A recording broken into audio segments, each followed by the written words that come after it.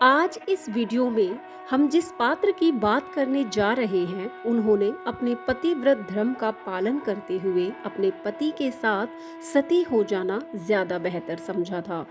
Video को last तक जरूर देखें क्योंकि आपको इस वीडियो से बहुत कुछ सीखने को मिलेगा। हम और इन पात्रों के बारे में पूरी बात जानकर ही हम इनके संस्कारों को धारण कर सकते हैं जो हमारे जीवन में बहुत काम आते हैं, क्योंकि प्रत्येक ग्रंथ में कुछ ऐसे पात्र भी होते हैं जो संपूर्ण वृतांत में कुछ देर के लिए आते हैं लेकिन अपने कौशल से सबके दिलों को जीत लेते हैं। ऐसा ही एक पात्र रामायण में है मेघनाद का, जो वीर प्रतापी था। मेघनाद लंका अधिपति रावण का पुत्र था और उसकी पत्नी का नाम सुलोचना था। मेघनाद को इंद्रजीत भी कहा जाता है। ये उनके पराक्रम को भी दर्शाता है। दरअसल जब मेघनाद पैदा हुआ था तो उनके रोने की आवाज आम बच्चों की तरह ना होकर मेघ रूपी गर्जन करते हुए निकली थी, इसलिए इनका नाम मेघनाद रखा गया था।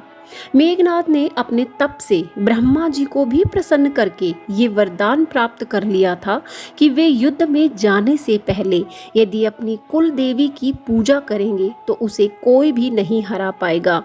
इंद्रजीत यानी मेघनाद अकेला ऐसा योद्धा था जिसने स्वयं श्री राम और लक्ष्मण को नागपाश में बांधकर कैद कर लिया था और युद्ध में सभी के पसीने छुड़ा दिए थे। चलिए पहले इतने प्रतापी मेघनाद के बारे में कुछ और ऐसी जानकारी लेते हैं जो शायद आप ना जानते हो। इससे आपको उनके वैभव को जानने में बहुत मदद मिलेगी। इस वीडियो में हम सुलोचना, जो मेघनाद की पत्नी थी, के तप और सतीत्व के बारे में भी बात करेंगे कि कैसे उनके तप में इतनी शक्ति थी कि उनके कहने मात्र से ही मेघनाद का कटा हुआ सिर भी जोर जोर से हंसने लगा था। मेघनाद रावण और मंदोदरी का ज्येष्ठ पुत्र था। जब मेघनाद पैदा होने वाला था तब रावण चाहता था कि उसका पुत्र प्रतापी तो हो, साथ ही अमर भी रहे। इसलिए रावण ने जन्म के समय सभी ग्रहों को 11वें स्थान पर रख दिया था। लेकिन शनिदेव रावण की दुष्ट बुद्धि को भली भांति जानते थे, इसलिए उन्होंने अंतिम समय में अपनी चाल बदल ली थी और 11वें से 12वें स्थान पर आ गए, जिससे अब मेघनाद अमर नहीं हो पाएगा। रावण को इस बात पर बहुत क्रोध आया और रावण ने शनिदेव को लंका में ही कैद कर लिया था। मेघनाद जन्म से ही प्रतापी था। उसने साक्षात भगवान शिव से शिक्षा प्राप्त की थी। उसने अपनी कुल देवी को प्रसन्न करके गुरु शुक्राचार्य से शिक्षा लेकर कई सिद्धियां भी प्राप्त कर ली थी और युवा अवस्था तक पहुंचते पहुंचते मेघनाद ने तीनों घातक अस्त्र, जिसमें ब्रह्मास्त्र, पशुपास्त्र और वैष्णव अस्त्र प्राप्त कर लिए थे। मेघनाद इतना बलशाली था कि उसने देवताओं के राजा इंद्रजीत को भी परास्त कर दिया था और उन्हें बंधक बना लिया था। तब ब्रह्मा जी मेघनाद की वीरता से बहुत अधिक प्रभावित हुए थे। तब उन्होंने मेघनाद का नाम इंद्रजीत रख दिया था। ब्रह्मा जी ने बंधक इंद्रजीत को बंधन मुक्त करने के लिए इंद्रजीत से कहा तो उन्होंने ऐसा ही किया और देवताओं के राजा इंद्रजीत को बंधन मुक्त कर दिया था, जिससे प्रसन्न होकर ब्रह्मा जी ने कहा कि तुम कोई भी वरदान मुझसे मांग सकते हो।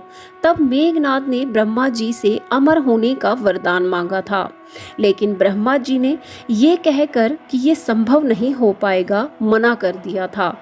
तब ब्रह्मा जी ने मेघनाद को वरदान दिया कि युद्ध के समय कुल देवी प्रत्यांगना की पूजा करके यदि मेघनाद युद्ध में जाएगा तो स्वयं शिव भगवान भी उसे परास्त नहीं कर पाएंगे। ये वरदान पाकर मेघनाद बहुत प्रसन्न हो गया था। मेघनाद बहुत बड़ा पितृभक्त भी था। उसे भली भांति पता था कि श्री राम भगवान विष्णु का अवतार हैं, लेकिन फिर भी युद्ध में अपने पिता का ही साथ दिया। उनकी माँ मंदोदरी ने उन्हें ये कहकर समझाया कि पितृभक्त होना अच्छी बात है, लेकिन इंसान को मुक्ति के मार्ग पर अकेले ही चलना होता है। इस पर मेघनाद ने कहा था कि पिता की अवहेलना करके यदि मुझे स्वर्ग भी मिलता है तो मैं उसको भी ठुकरा दूंगा। मेघनाद की पत्नी सुलोचना एक पतिव्रता नारी थी। वह माँ सीता और मंदोदरी की भांति ही पुण्यशीला थी। राक्षस कुल से होते हुए भी सभी गुण उनके दैवीय प्रवृत्ति के थे। युद्ध जारी था। उधर कुंभकर्ण का वध हो चुका था। तब रावण अपने पुत्र मेघनाद को युद्ध के लिए भेजता है और मेघनाद पूरी सेना पर भारी पड़ जाता है। यहाँ तक कि स्वयं श्री राम भी मेघनाद की मायावी शक्तियां देखकर अचंभित रह गए थे, क्योंकि जैसा कि ब्रह्मा जी ने उन्हें वरदान दिया था, उसी के प्रभाव के कारण कुलदेवी की शक्तियों से मेघनाद पर श्री राम के बाणों का भी कोई असर नहीं हो रहा था और मायावी शक्तियों का प्रयोग करके कभी स्वयं को गायब कर लेते, कभी अपने रथ को गायब कर लेते। ऐसे ही युद्ध चलने के दौरान मेघनाद नागपाश अस्त्र का प्रयोग करके राम लक्ष्मण को मूर्छित कर देते हैं। तब पूरी सेना में हाहाकार मच जाता है। उधर हनुमान जी भगवान गरुड़ से मदद की गुहार लगाते हैं। उधर गरुड़ के प्रताप से नागों ने श्री राम और लक्ष्मण को बंधन मुक्त कर दिया और दोनों फिर से सचेत हो गए। अगले दिन युद्ध में लक्ष्मण के ऊपर शक्तिशाली बाण चलाकर मेघनाद ने उन्हें घायल कर दिया। लक्ष्मण फिर से मूर्छित हो गए थे। तभी हनुमान जी लंका से सुषेण वैद्य को लेकर आए, जिन्होंने बताया कि संजीवनी बूटी के बिना इनका होश में आना असंभव है। तभी हनुमान जी पूरे पहाड़ को ही उठा लाए और तब जाकर लक्ष्मण जी के प्राण बच पाए। कुछ दिन बाद लक्ष्मण ने स्वस्थ होकर मेघनाद को युद्ध में पराजित कर दिया और उसका सिर धड़ से अलग कर दिया था। लेकिन श्री राम ने लक्ष्मण जी को पहले ही आगाह कर दिया था कि मेघनाद की पत्नी सुलोचना एक पतिव्रता नारी है, इसलिए मेघनाद का सिर कटकर जमीन पर ना गिरने पाए।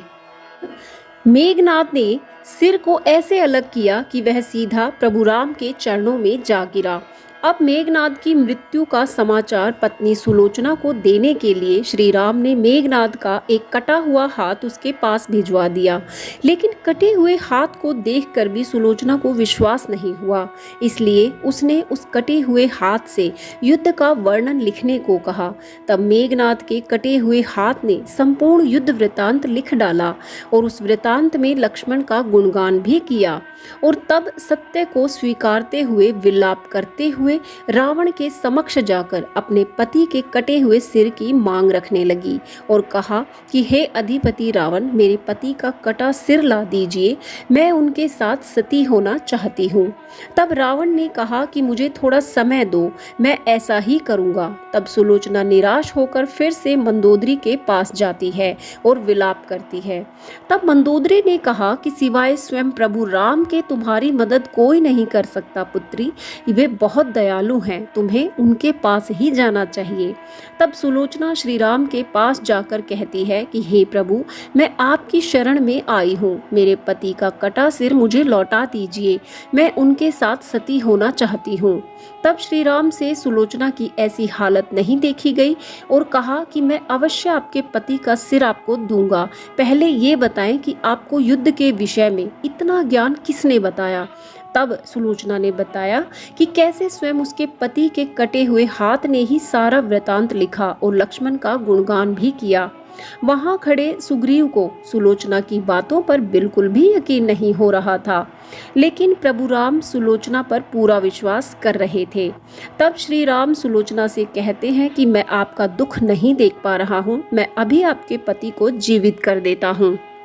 उस पर सुलोचना ने कहा कि नहीं प्रभु, इस संसार के कष्टों को मेरे पति दोबारा देखें, ऐसा मैं नहीं चाहती।